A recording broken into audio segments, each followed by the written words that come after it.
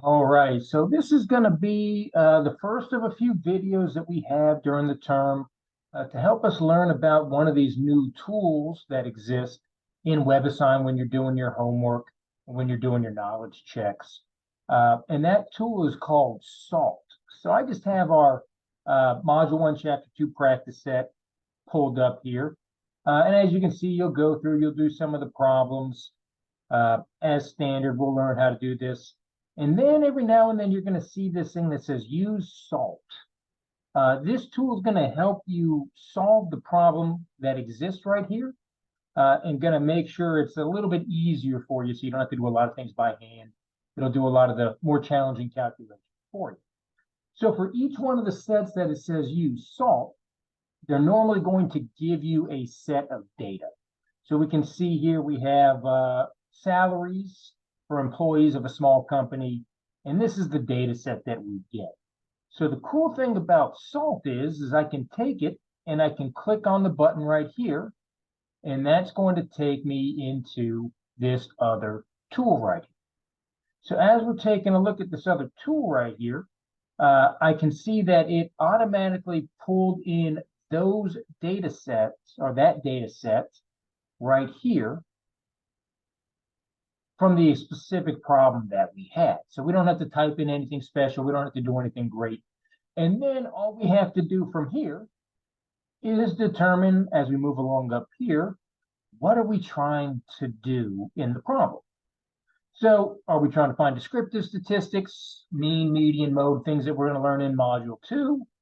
In this case, we're looking at graphing, right? Because we are trying to make a histogram for a problem like this. And so I click on this. And so this is going to give me all the possible charts and graphs I can make.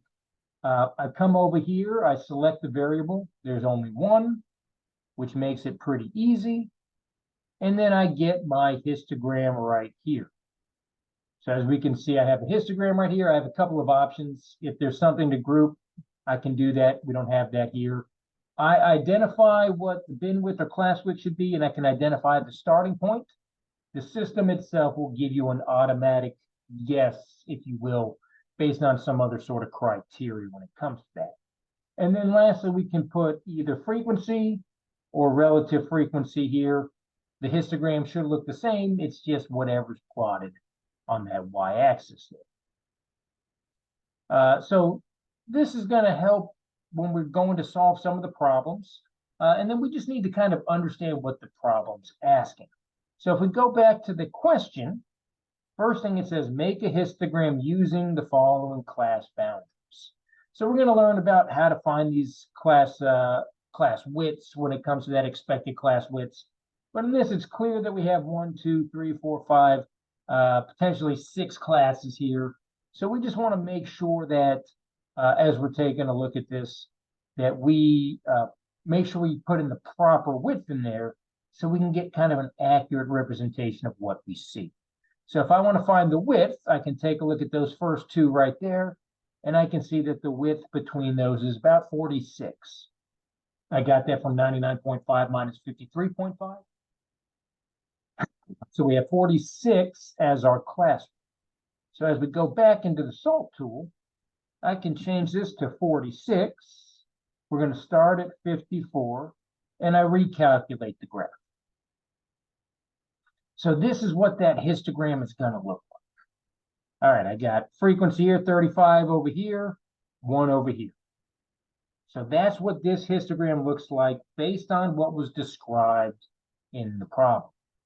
So if we go back to the problem, we see that this one right here is clearly the answer to this problem. We've got a ton of points right here. We've got the one right there. This is the one that looks most accurate. So then the problem's going to ask us some other questions, okay, what's going on with this one point out here? Could it be an outlier? Y'all should be able to figure that one out relatively easy. And then it's going to say, hey, let's eliminate the potential outlier that exists there, and let's make a new histogram. And so for the new histogram, we're going to have probably a much smaller class width and something that looks different. So what we can do is we can go in to our set right here. We have to go back to the data set that we had. And then what we do is we come down to our data point of 280 and we delete it. Are you sure you want to delete this row? Yes. Okay, so now our data set doesn't have that massive value in it. And when we go back to charts and graphs, we can come back and create the histogram. Now, things got a little bit weird there when it comes to this because of how the class bin width was created initially. So if we go back to the problem, it now wants us to do a class bin width of approximately 9. 62.5 minus 53.5 gives me 9. So now I'm going to make my class bin width 9, and I'm going to recalculate that graph. So now I see this little chart right here where I have a frequency of 7 up to 11, 5, 4, and 8, as we see there. So I would go back and I would pick the one that most accurately represents that. And it looks like it's going to be this one right here. So that's how we can use SALT to help us out with some of these problems. There is a bit of a learning curve. That's why these videos are going to start coming out as we take a look at those things.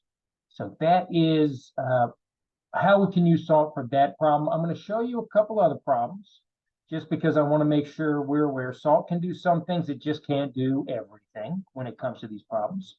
So let's take a look at this one right here. Certain kinds of tumors tend to recur. This is all about how long it takes in months for the tumor to come back after chemotherapy. So there are things we are going to have to do by hand as we figure things out. But SALT can help us with some of those things going right there. So first, we're going to say, let's use SALT.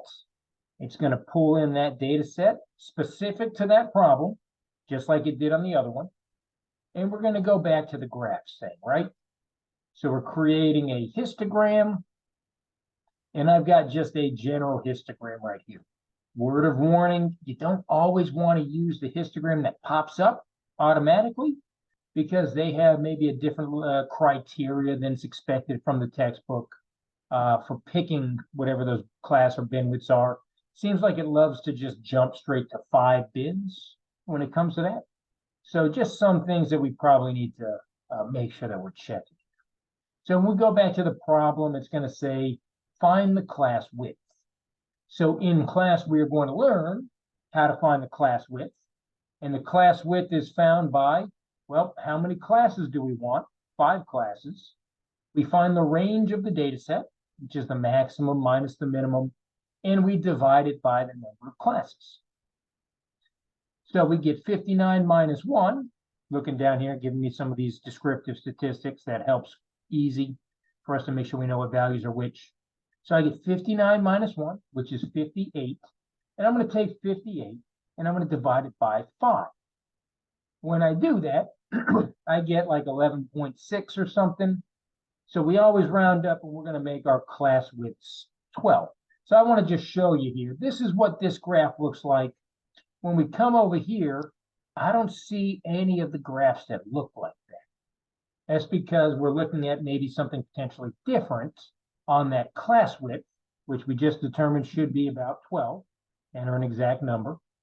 And then, so when we come back here and we recreate it with a class bin width of 12, now it looks a little bit different.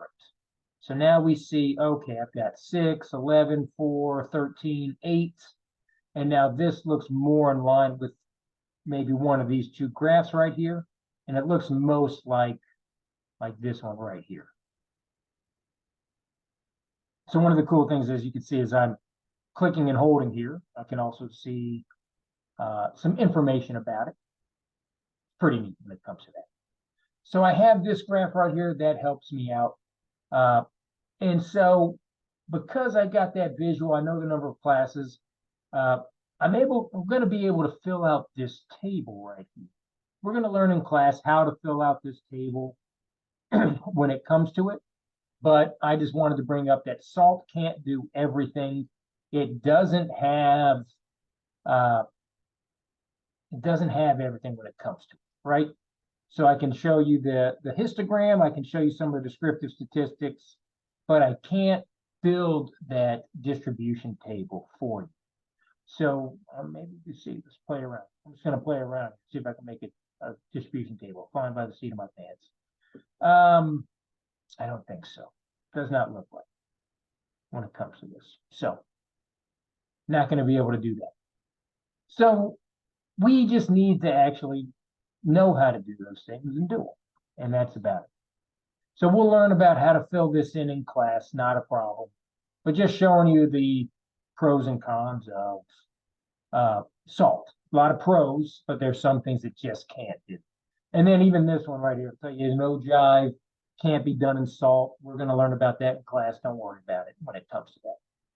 So the last one we're going to look at for this week is this dot plot problem right here. And it looks very similar. It's basically the same problem that we just did, or very similar nature to what we just did. Maybe slightly different numbers. That's what those red numbers mean. They're randomly associated there. So what we're going to do is we're going to close out. We're going to reopen salt. This is going to give me that new data set right here. And we're going to go in and we're going to create a dot plot. So we'll learn in class what a dot plot is, what it shows. And then here's an example of this dot plot right here. Now with the dot plot, I can kind of scroll in and out. If I want to change those axes right there, you can see me scrolling in and out. If I wanted to get closer on some things, I can really kind of go in. It's got that ability there. So you can kind of move it to where you want to move it. Makes it easier to see when it comes to that. So creating a dot plot here, this is going to be relatively straightforward when it comes to those things. And then obviously in this case, hey, what does a dot plot look like? Pick the graph based on what you see. And so you would end up going in and saying, okay, well, I don't see this big peak here at 19. So it's clearly not that one, right? But I see a 3 and a 2, 3 and a 2, 3 and a 2. These ones are pretty clustered together. I don't have fractions there. So what happens here is I kind of scroll in if I want to get a little bit closer. 18, 19, 3 and 2. And as I come over here, I'm looking at 18, 19, 20. So this one right here is going to be the graph that we have. And then it's going to ask you to do some questions, compare these things. Cool, cool, cool. So that's pretty much it for now for SALT. As you can see, it's going to be able to do descriptive statistics, which were going to be valuable for us as we move on in this course. We're going to learn a lot about that next week. It'll do some distribution stuff, some sampling stuff, inferential statistics. We're going to end up using all this stuff throughout the term.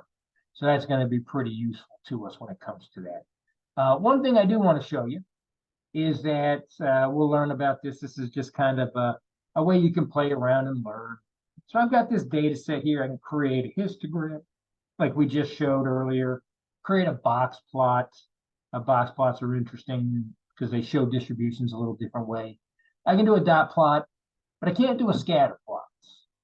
Can't do a scatter plot because that involves me having two variables, right? Can't make a bar chart because that involves me having a different type of variable, in this case, a categorical variable. Same with the pie chart for those right there. I can't create those because they're just not put in the correct fashion. Probability plot, that's something we're probably not going to deal with in this class. No big deal. Things that are interesting. So anyways, that's about it for now. Just wanted to show you, help you out maybe with some of the assignments that you have here. So that way you know how to use this tool to help out. That's it. All right.